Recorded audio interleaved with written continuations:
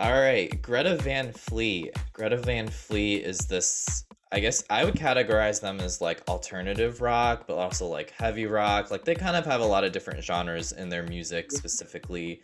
And they just put out their second album, which followed their first album in 2018, Anthem of the Peaceful Army. But this album this time is called The Battle at Garden's Gate. And Brian and Michael, you kind of mentioned that you've been in like passively following Greta Van Fleet, and this album really caught your ears a little bit more. So what is it about the Battle at Garden's Gate that really caught your ears and made you like want to listen to Greta Van Fleet more? So it was they were introduced to us by our friend Spencer like a few years ago, and I had really liked what their first album brought, but what really caught my ear for this one was their first single was called Heat Above, and it is such an epic song from start to finish. Every single melody that they have is terrific in its own way. The intro has its own little peak, and then the second half of the song, the B section of the song is it's it makes you want to sing along the first time you listen to the song, which is the mark of any great song, and it brought so much feeling that every single person I was seeing that day when I listened to the song, I was like, you have to listen to this.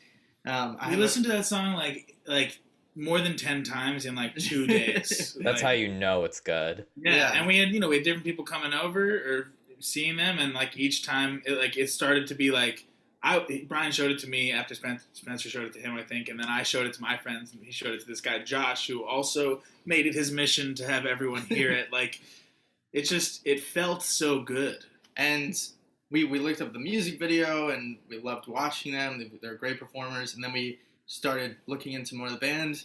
We found out they're like around our age. These guys are like younger. Oh, no way. I didn't know that. 19 to 22, these kids. So kids. That they really have something special going on. Just insanity. That 19-year-old was 16 when their first album came out. So the 19-year-old, the lead singer, whose name is Joshua Kizak, whatever, he was 16 when they first came out. Yeah, 16, maybe 17. I don't know when his birthday is, but that came insane. Out 2 years before. Yeah. And I want to talk about like his voice too specifically, because when I first listened to this album, I kind of felt like his voice sounded like the lead singer from Rush, if you know that band. Yeah. And I was blown away initially. It's unbelievable the high notes that he is able to hit and sustain, and like there's no pitch wavering. He really very hits pure. it on the nose, and with so much power. But you watch him perform live, and it doesn't look like ease, but it looks like he's not straining, because you see a lot of people now. He's not working too hard. He's just focused. Yeah, and it's really impressive. I don't know how he does it.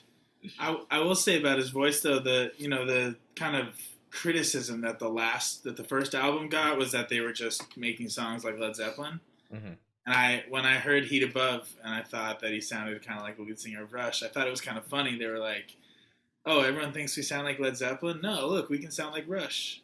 And in my mind, as someone who like, I didn't really grow up listening to a lot of hard rock. I was more of like an Elton John, Billy Joel, John Mayer kind of like, singer-songwriter range.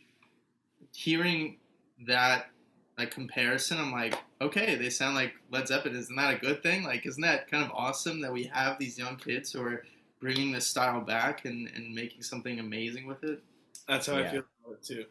Like, I want to go to a live show and experience what our parents experienced when they went to those other shows. And they dress the part. Like, if you look at that music video for Heat Above, like, they're wearing full body white jumpsuits that like show plenty of chest and have like gold bedazzling along the edges. It's epic. Oh my god, that's insane. But that's something else too I kind of got from this album, is like it reminds us that rock, and especially like the classic rock days, are still like around. They might not get as much attention, but like these guys like really put that into this album.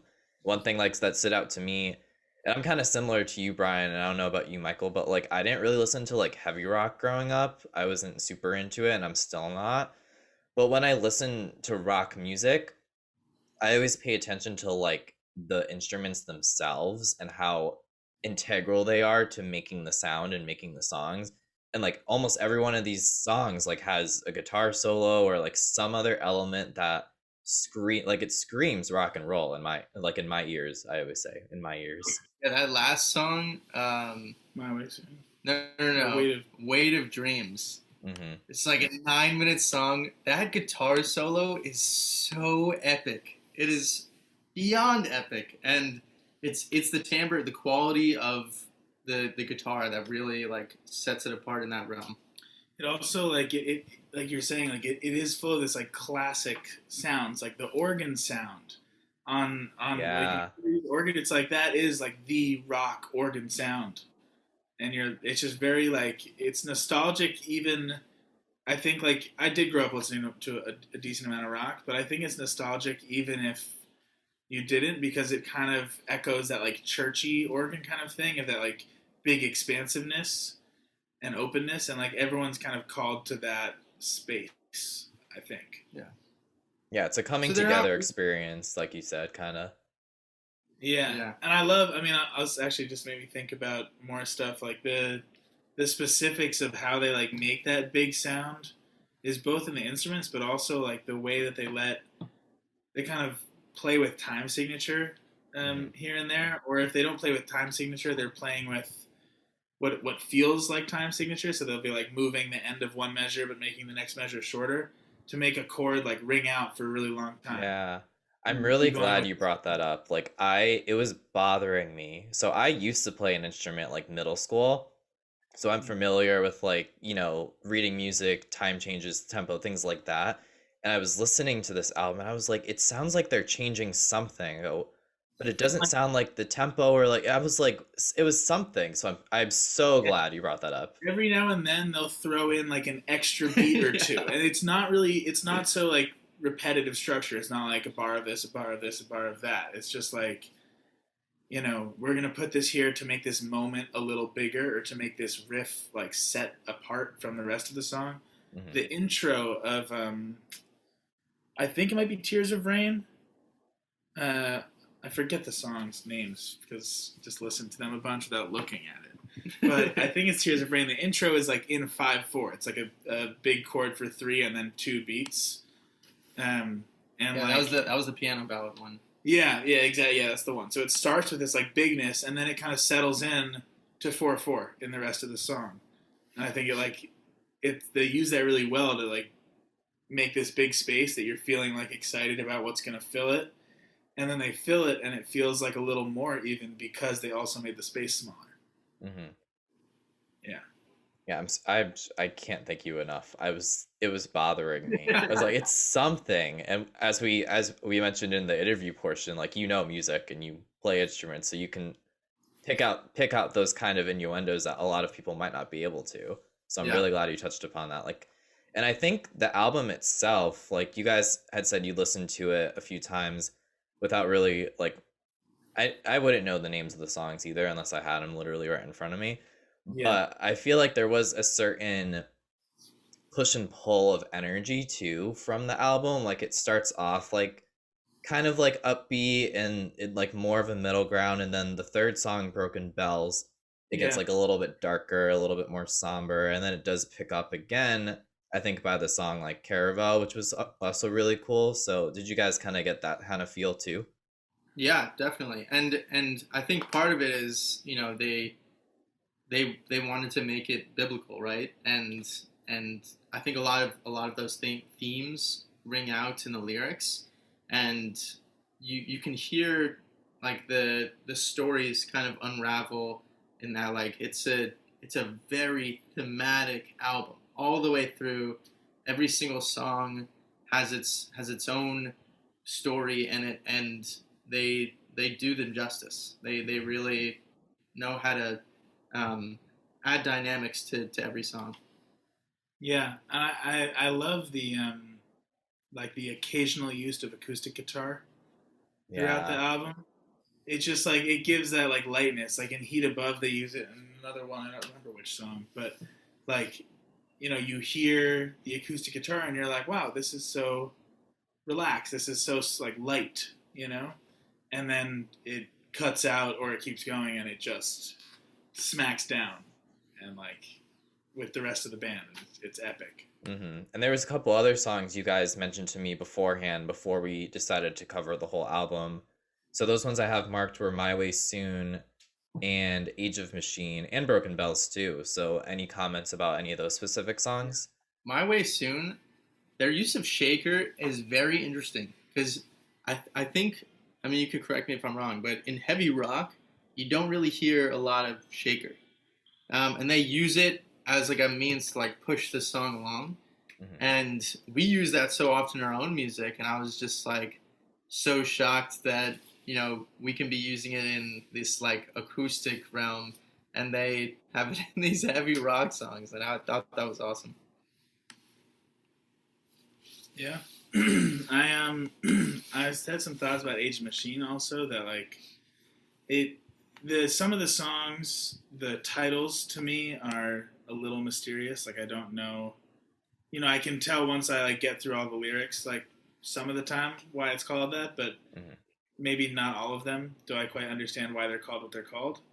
But Age of Machine, and I still don't really get it, but the riff at the beginning and kind of the continuous, it chugs along in a real way. It's got that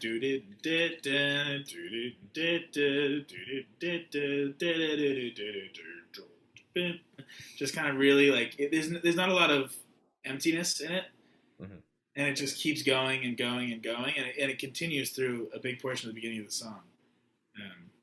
I just kind of like that mechanical feel to it. I think they definitely filled each song. Like we kind of mentioned that earlier too. Like each song is like heavy.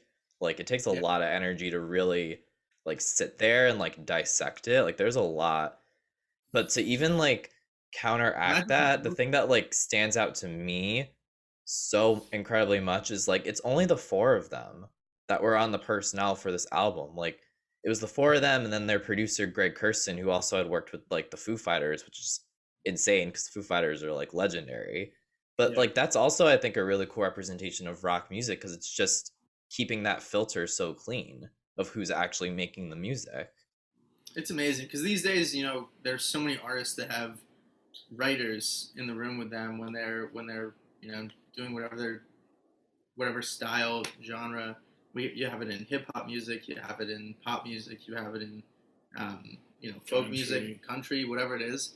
And for them to be able to do this all on their own is so impressive. And to have a great producer like that probably really, really helped. It really does. Yeah, but I think they're in such a niche right now, in that like they're rock stars. They're rock stars and they're young rock stars. And I heard recently, I think it was Adam Levine from Maroon 5. He was saying, he was lamenting the fact that there aren't bands anymore. Yep. I actually wrote a blog post on that. Go check it out. We did? Yeah. I was so mad about that. I was like, no, there are a lot of bands like that. He got a lot of like flat, like what's the word I'm thinking of? Like backlash. Yeah. Backlash, yeah, for that. Yeah. And rightfully so, because he was in a band and kind of drifted off into it really just being about him. So I've listened to a band like this and I'm like, yes, bands do exist and they're huge and there are so many of these guys. So yeah, we're glad that these guys specifically got a lot of recognition. Like the album itself was listed as one of the most anticipated albums of the year by like a couple different publications, and it did chart at number 7 on the Billboard 200 and number 1 on both top hard rock albums and top rock albums chart. So I think we can tell Mr. Levine that it's still out there. Like there's still bands out there kicking ass and taking names. Yeah, like just like on that note too, like I think it's so interesting because obviously Maroon 5 is such an iconic band for what they've done in their career, but they've kind of shifted from their beginnings and their roots as like an actual rock band to a more like commercially pop band. So Just my Yeah. thought on that. And it's going to be really interesting to watch the way that Greta Van Fleet evolves because, you know, they're being so young and already having their sophomore album out, which is, you know, the one where most artists struggle, and to have it be even more successful than their first one is so amazing. So it's going to be They're set up. very interesting to see where they go from here, what kind of follow-up they do. You know, they've had the comparisons to Led Zeppelin, they've had the comparisons to Rush. What's next for them? And we don't have to think about that now because I'm sure they're going to be touring this album for a very long time. But it's something that I'm going to follow. What did you guys think of the concept that this album was influenced a lot by Greta Van Fleet's time on the road? Like they said, a lot of it was what they, inspired by, like, poverty yeah, we saw throughout. I mean, it makes sense to me that they would come from that, right? I think, and we spoke about this during our interview, like we write, like, the best songs come from Real experiences and come from truth. And like people can see through the bullshit, you know, and can like tell when something's just not quite real. And to have so much, like, to have not a ton of life experience as, you know, 16 to 20-year-olds writing this, or 21-year-olds writing this, to be able to tour like that and see the world a lot more, or America, wherever it is they were seeing, like to see a lot more than one town in Michigan where they all are from, it definitely is going to give you a lot to say. So it adds up. It adds up to me. yeah, for sure. And like we kind of talked about those themes being a little bit more like dark and cinematic and like just like about religion and stuff like that. And those are things, Michael, that you really wouldn't pick up on unless you're out exploring and like getting on the road and seeing things. So I think this is another case, and I've had this conversation multiple times. I think this is another case where context and concepts go really well, like hand in hand. Like you have to understand what's behind the work to really get the full experience. Definitely. Yeah. Awesome. Well, thank you guys again. I really appreciate you doing the review segment too with the battle at Gardens Gate with Greta Van Fleet. Just like to tie this all together, do you guys think you have like a favorite track off the album, or just something that they did extremely well that you would kind of like, I guess, like your elevator pitch for this album, telling other people to listen to it? Because you did that with some of the songs. I would say start with Heat Above. If you're gonna go for a second one right after that, and you like a good piano ballad, Tears of Rain is awesome. And if you like a sick guitar solo, Weight of Dreams. I think if you get to those three first, you'll be wrapped in. Mhm. But I also think that as a band, like, we know that track lists are made specifically in certain ways so that when you listen to them straight, it tells a story and it gives you the ebbs and flows that they wanted. So listen to it all the way through. You're going to be shocked at some points. You're going to be dancing. You're going to be crying. It's just epic. So go listen to it. It's everywhere you want to stream it. Yeah, what about you, Harlow? Any final comments? Epic is the best word I could use to describe it. I know I've said that a few times in this talk, but it's just on such a magnitude that nothing else is these days. Yeah. There is no band right now like Greta Van Fleet. And I feel pretty good saying that. Maybe there is that I don't know about, but like, not that's performing as well, not that's putting out the material at the same caliber as these guys. So if you like rock at all, like, give it a go. Yeah. Because these guys are new and happening. Mm-hmm. Awesome. Thank you guys. That was a really good plug. You guys are good at promoting. Nice. We've A little done it a lot practice. for ourselves. Yeah. Just for like the interview too. I was like, you guys are really good at promoting stuff. This is good. Good traits to have. Thank you. It's important to give credit where it's due, you know? Definitely. 100%. Always, always.